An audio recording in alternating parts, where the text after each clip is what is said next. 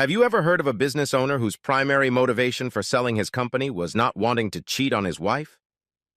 Now you have, because that's exactly what I, Brent Voorhees, did. It wasn't the only reason, but it was my primary reason.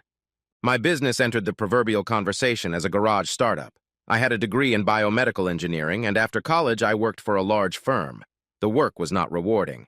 In my spare time, I became interested in rapid test kits for various diseases that would allow consumers to inexpensively test themselves at home to see if a more complex follow-up test was worthwhile. Without going into details that are irrelevant to this story, I wanted the tests to avoid false negatives when used twice 2 days apart. Up to 10%, false positives would be acceptable if consumers were aware of this fact. While working in my garage, I first developed a test kit for babesiosis, a relatively obscure tick-borne disease. I sold the patent rights to it to a national testing laboratory. After that, I started working on other test kits. And by the time of my third test kit, even though I was in debt because of all the capital I had borrowed to prove the efficacy of my kits, I felt confident enough to go out on my own and start Resakit Inc. By the time I turned 43, Resakit was making a huge amount of money. It had over 250 employees and was looking to be acquired by several different biomedical and pharmaceutical companies.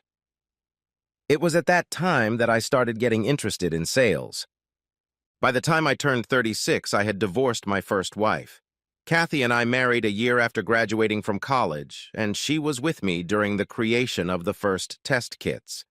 My working long hours and going into debt to start the business certainly didn't improve my marital situation, but what ruined it was the fact that I was cheating. My cheating was the result of the classic entitlement attitude I developed when I sold my second patent rights to the test kit. My mistress Sophia was young, impressionable, and thought I was a damn sexy person. However, after 3 encounters with her, I pulled my head out of my ass and cut it off. Unfortunately, she didn't take our breakup very well and told Katie about my affairs. When Katie confronted me face to face, I didn't lie, even though Sophia had no real proof.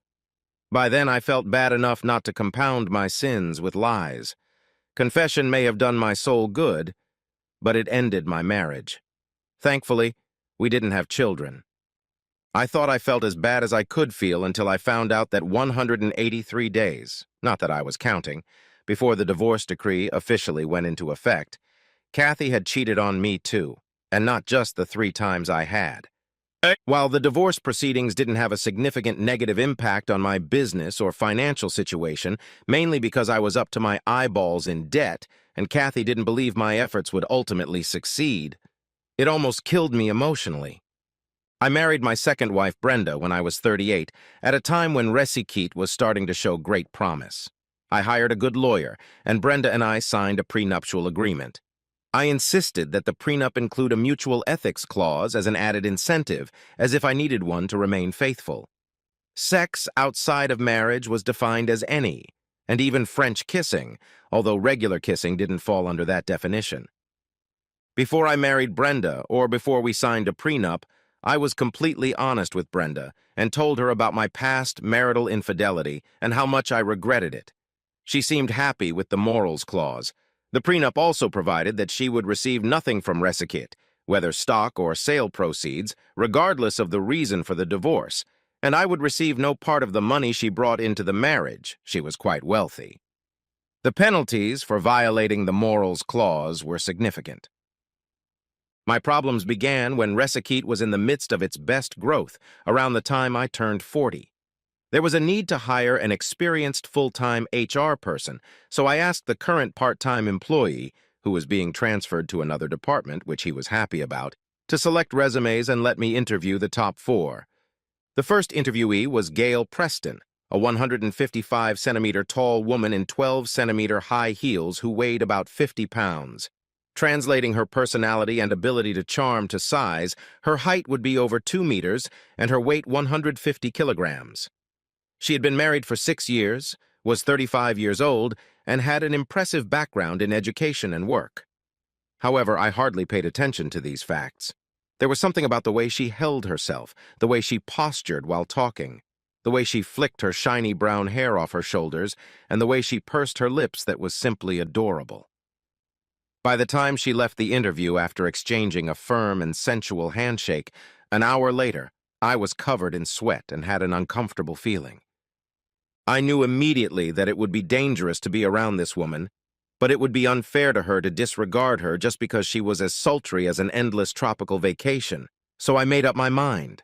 That is, I called my two vice presidents and said, "Jim and Judy, I've decided it would be best to distance myself from the hiring process for the Director of Human Resources. Here are 4 resumes of the most qualified candidates. You two make the decision. If a tiebreaker is needed, we'll have Ken choose between the last 2. "I thought you were just talking to that little lighter who slipped out of your office a half-hour ago," Judy replied with a puzzled look. "Yes, she's one of the top 4. However, based on that interview, I decided that someone else should make the decision, and I've assigned you 2. So call her and ask her to come in for another interview with the other 3, I muttered back as the uncomfortable feeling in my lower abdomen intensified. Judy and Jim shrugged, said okay, and leisurely walked out of my office. I immediately went to the gym and worked out to the point of exhaustion. I hope they don't pick her, I muttered to myself at least a dozen times while doing various exercises or watching TV on the elliptical machine. A week later, Judy and Jim walked into my office first thing in the morning. "We both agree that Gail Preston is by far the best candidate," Judy announced. "She starts work a week from Monday. We're giving her the office across the hall from yours," Jim added. I swallowed hard, put on a fake smile, and replied, "Great." It was as bad as I'd feared. I had to interact with Gail, or at least see her every workday when I was in town. Since our office was a very friendly environment, we often had parties, picnics, meetings, retreats, and other events outside of work where, thankfully, we socialized with our spouses more often than not. Gail seemed to be happily married to her husband, John, a stockbroker. Brenda never seemed to treat Gail as warmly as most of the other management staff, even though, as far as I could tell, Gail was always friendly at these events. At the holiday party, after Gail had worked there for about 2 years, somehow it happened that Gail and I danced together, while John and Brenda danced together. When the fast song changed to a slow song and Gail slipped one of her matchless thighs between my legs. On the way home that night, Brenda wasn't herself. After that night, I started to think about Gail freaking putting me into a comatose state. I'd spent too much time without sleep thinking about her, and when I saw her ass strutting down the hallway at work, I almost had another spontaneous ejaculation. It was then that I decided that for the good of my marriage and for my self-esteem, given my promise to never cheat again, I needed to break up with Gail. By the time of my ill-fated dance with Gail, I had several serious inquiries from biomedical and pharmaceutical companies trying to buy Resicate. We had a substantial portfolio of valuable patents covering virtually every aspect of our 31 commercial products, and even more promising products were in development. In addition, I had clearly accumulated more money than I could ever use, and I was impressed by the philanthropic approach of famous people like Bill and Melinda Gates and Warren Buffett. So I wanted to work for the public good rather than my own personal wealth. I had almost convinced myself that this second reason, dedication to philanthropy, was the main reason I wanted to sell. However, in those moments when I thought of Gail making love to Brenda, I had to admit to myself what the real primary reason was. When I invited bidders to sell Resicate, I involved the 6 most senior members of the management team, including Gail, in the process. Gail expressed concern to me about the situation, as she seemed to be convinced that she was not the most indispensable member of the team and did not think she could find a financially suitable alternative position. I advised her not to worry, but also tried my best not to stare at her thighs as she sat across my desk, cross-legged and with her skirt up. In the end, I sold the company to the 3rd of the 8 buyers who offered the highest price. All of the offers were so obscenely high that financially it made no practical difference to me which one I chose, because I deemed them suitable, and because they were not reluctant to offer Jim and Judy 2 options. Jim's employment contracts were for 1 year, and Gail's for 5 years. I had personally sworn these 3 to secrecy regarding their contracts. There were tears in Gail's eyes, and despite my hesitation, she rushed to me and hugged me tightly around the neck, kissing my cheek with tears in her eyes. Obeying the completely childish reaction, I didn't wash her dried tears off my cheek for 2 days. After I left Resikit, which is now a division of Megabucks Pharmaceuticals, Gail kept in touch with me and invited me to lunch several times. I tried to turn all these invitations into events with our spouses, and usually succeeded, although I got the impression that Gail was sometimes annoyed by my attitude.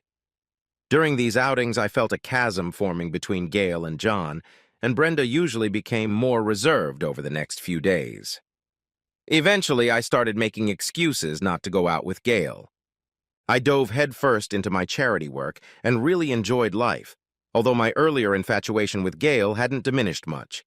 I was away from Resikit for almost 2 years and didn't return Gail's last calls when it was time for the annual year-end party.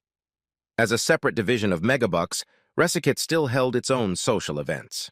Of course, as the previous owner, I was invited. I called the person in charge of the event and asked if Gail and John would be coming. I was assured that they would not be coming, which allowed me to agree. Of course, I wanted Brenda to come with me to the party on Friday night, but she declined, saying she had a business trip that would make it impossible for her to return until Saturday morning. Brenda continued to work because she enjoyed it. We didn't need the money, of course. When I got to the hotel where the party was being held, almost everyone in attendance greeted me with enthusiasm. All the employees seemed grateful that I had sold Megabucks, which apparently was a good employer, and were pleased with the $10,000 bonuses I gave each of them as I left. Then, contrary to what I was told, I saw Gail there. When she saw me, she came over with fire in her eyes. "Why have you been avoiding me, Brent Voorhees? I thought you liked me, and you certainly took care of me when you left by giving me a 5-year labor contract," she reprimanded, jabbing her index finger at my chest. I noticed her words sounded a little slurred. Gail rarely drank more than a glass of wine at a time, but that night she seemed almost drunk. Well, I haven't, avoiding you, Gail. I've just been really busy," I stammered, already starting to sweat. Where's John?" I continued, hoping to change the subject. "He's not here, and don't try to sneak out. I know you've been avoiding me, and by the end of the evening, I'll know why. Now dance with me," she commanded. Gail and I danced 5 or 6 dances together, including one excruciatingly slow one, before I convinced her that I needed to talk to the unit manager and his wife, as well as the other employees brought in by Megabucks. Only on the condition that we meet for drinks in the hotel bar after the party is over and discuss a few things. Sure," I mumbled. Before I spoke to the department manager, I called Brenda's cell phone and got to voicemail. I left a message. My hope that Gail wouldn't find me when the party was over turned out to be false. She grabbed my hand and dragged me to the bar before the last number of the band. We found a secluded dark table at the back of the bar and ordered drinks. She a cherry bitch and me a Virgin Mary. Gail didn't really need a drink because for the first time in the time I'd known her, she was drunk, or close to it. However, I wasn't going to suggest she order a soda. I just smiled and prepared myself for what was about to happen. "So, Brent, let me be blunt. I think you've been avoiding me because you really like me. Admit it." "Why do you think that, Gail?" "Because you've always been very nice to me, but at the same time, you've been wary.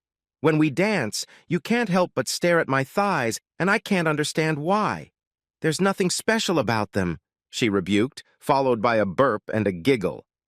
"Well, I like you, but I don't think I have a thing for you." I started to reply before she blurted out, "Bullshit! Admit it, you have a thing for me," she snapped, glaring at me fiercely. "If you don't admit it, I'll sit on your lap." She grinned. Well, you're sexy. I think most heterosexual guys would be into you," I replied, taking off my tie. The collar was really getting tight. "No, they wouldn't.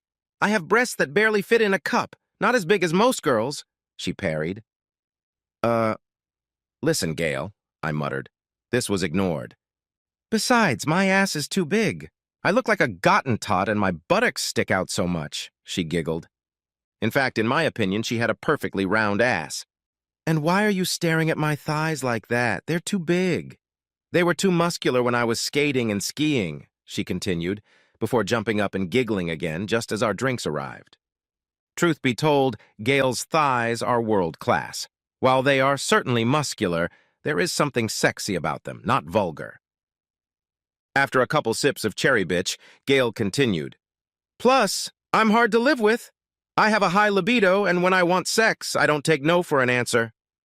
She proceeded to list all of her supposed shortcomings. She snored, was grumpy in the morning, hung up her panties in the bathroom, etc., etc., etc., etc. I accompanied each statement with an inarticulate each of which was ignored.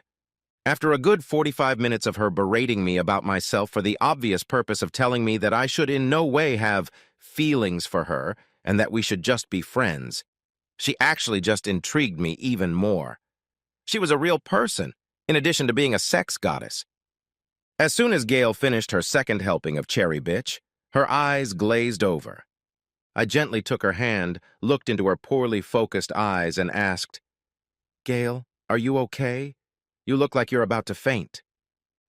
"I'm a little out of it," she giggled, still looking glassy-eyed. "Let me call you a cab," I continued.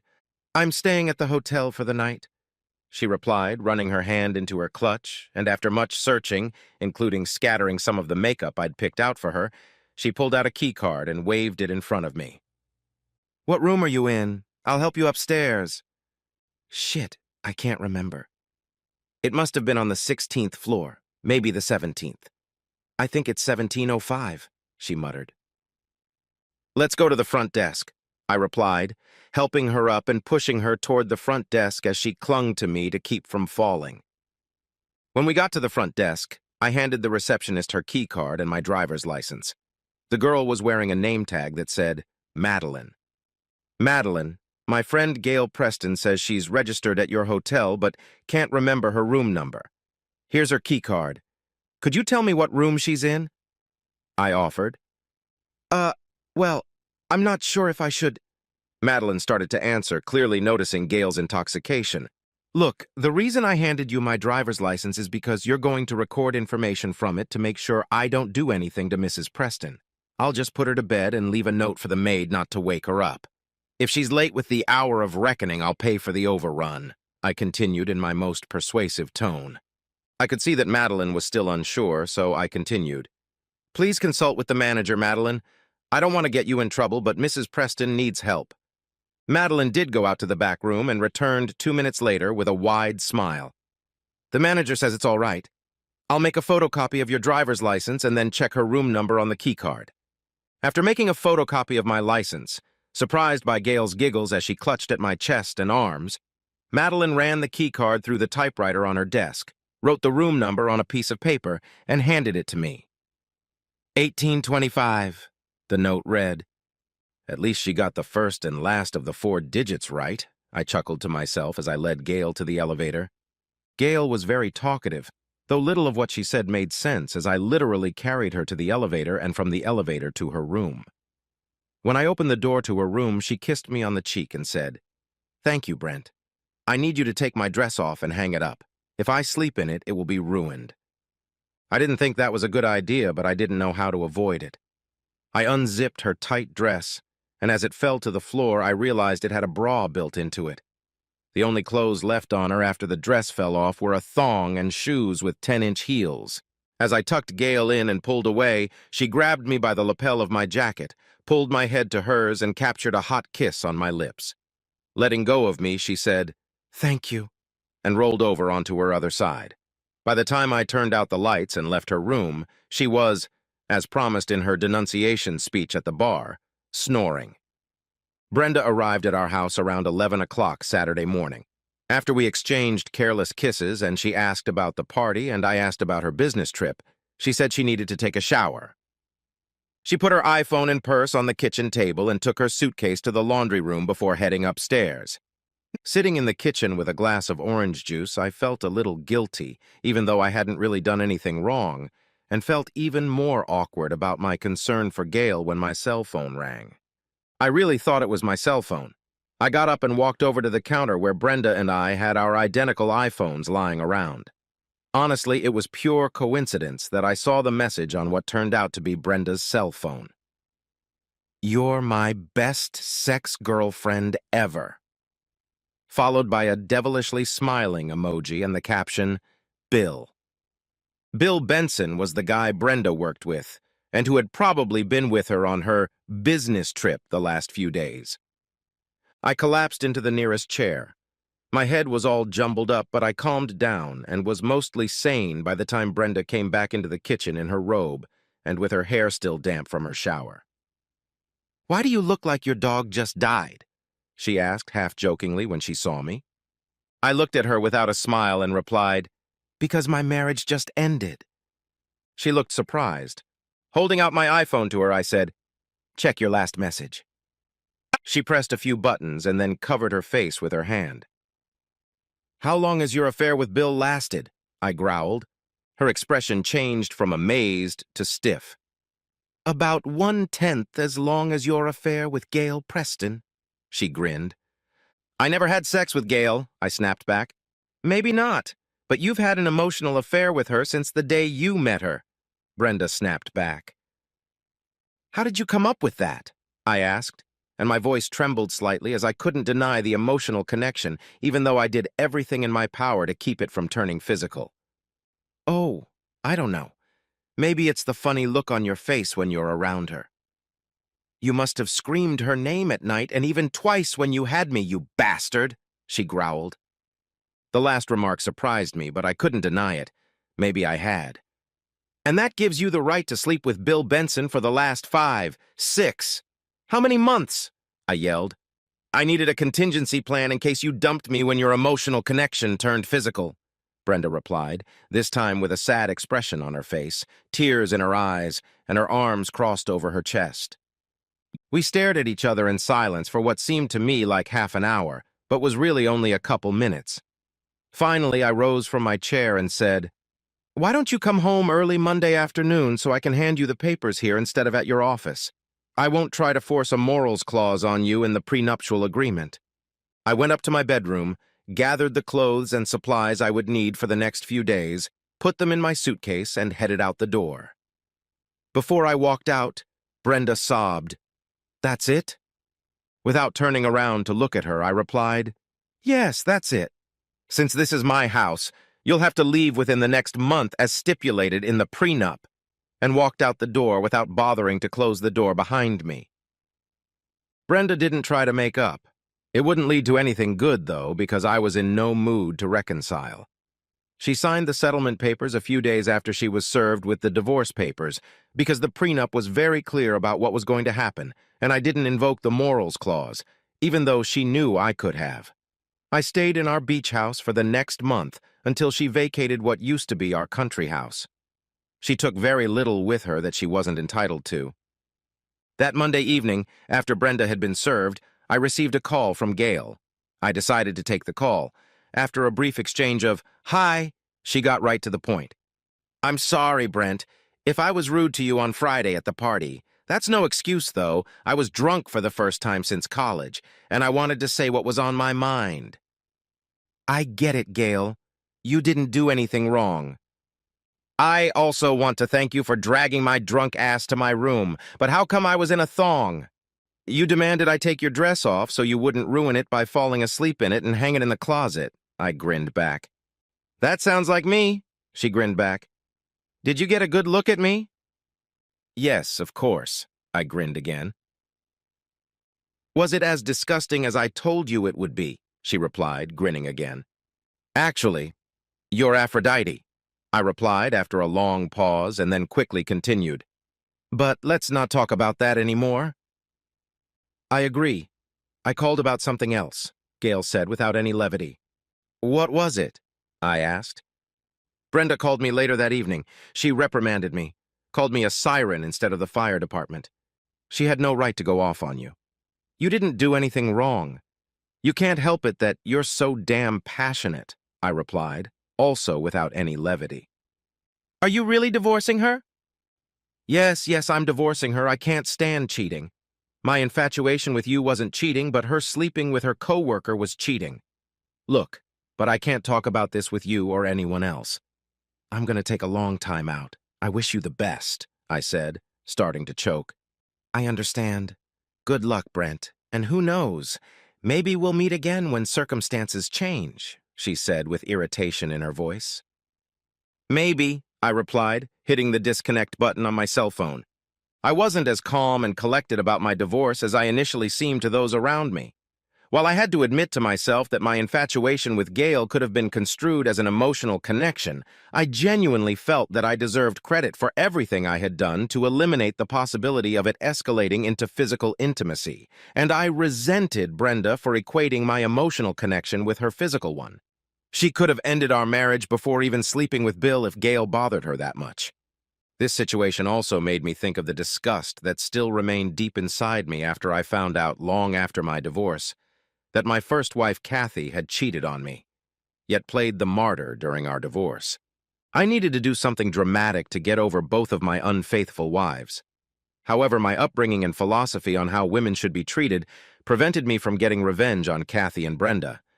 However, Bill and Kathy's sex buddy, Winston, whom she later married, was a different story. Since I had unlimited monetary resources, I knew I could get back at them without ever being held accountable. For the next month, all I did was work with the main charitable organization I had founded and assigned 2 teams of private investigators to find out everything they could about Bill and Winston.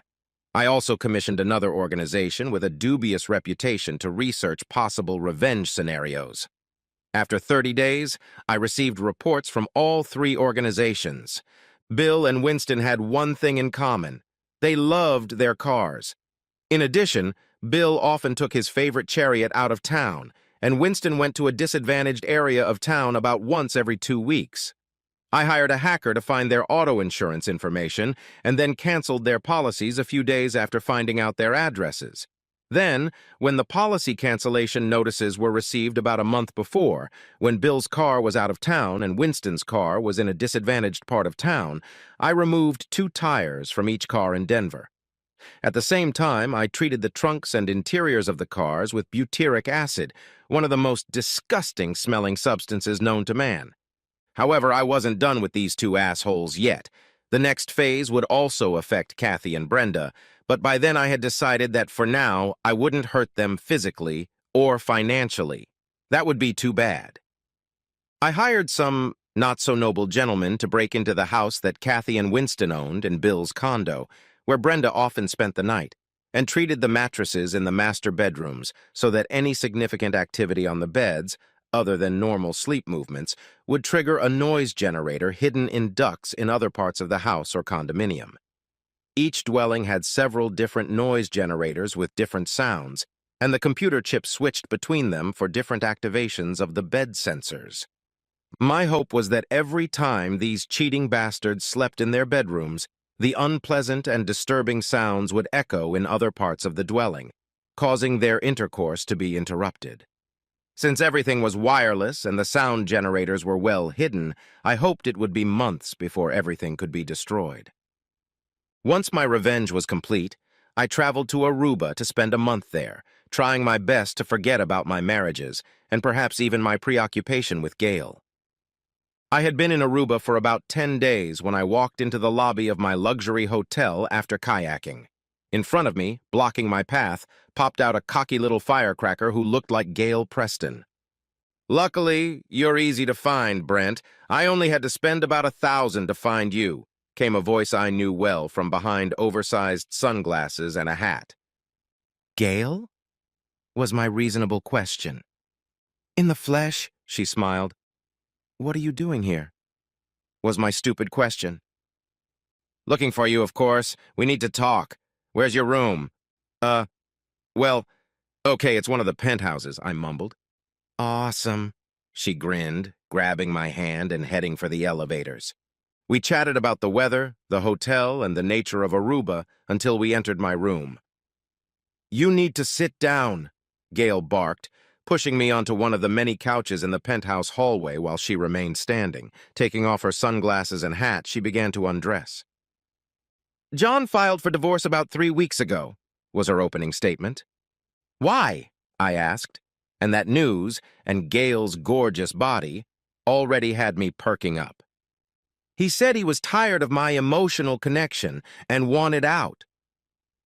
Emotional connection to who? I asked, genuinely perplexed. With you, asshole, she growled. Who the hell do you think it was with? Gail stood with her arms at her sides, a grin on her lips. My mind was having a hard time comprehending the situation. While I was still dizzy and my face was flaming, she finally muttered, Well, are you going to do something about it, or are you just going to sit there with that fucked up look on your face? After hesitating for a few more seconds, I hopped off the bed, picked her up in my arms, and captured on her lips the most scalding French kiss I'd ever given in my life. Pulling away from her, I carried her into the bedroom. She was already tearing up both her top and mine as I carried her. All of her clothes were off within 10 seconds of her collapsing onto the mattress. As we lay side by side, exchanging quick, light kisses, smug smiles were on our faces. You didn't disappoint me, boy. That was amazing sex. She grinned. You're even better in real life than in my dreams, I laughed. And I didn't think it was possible. I'll tell you what, Eros, she continued. Why don't we spend the next 2 weeks just having fun, surfing, dancing, eating, and then having a serious talk? Can you give up megabucks for 2 weeks? I asked. I've already quit. That's not a problem, she grinned. You quit? I asked. Hell yeah. I think there's a handsome, charming, rich guy out there somewhere who would love more than anything to support and spoil me. And guess what? I suggest you be the first to apply for the job, she parried with a devilish grin. Our conversation after 2 weeks didn't matter much. By then, we had both realized that our infatuation with each other was real, and even if we couldn't sleep 3 times a day when we returned to the real world, we were completely compatible. We got married 3 months after Gail's divorce was finalized. Less than 2 months later, she was pregnant with twins. Now we're both loving parents who make time for mind-blowing sex with each other at least 5 times a week, and I've never once fantasized about anyone but my goddess wife.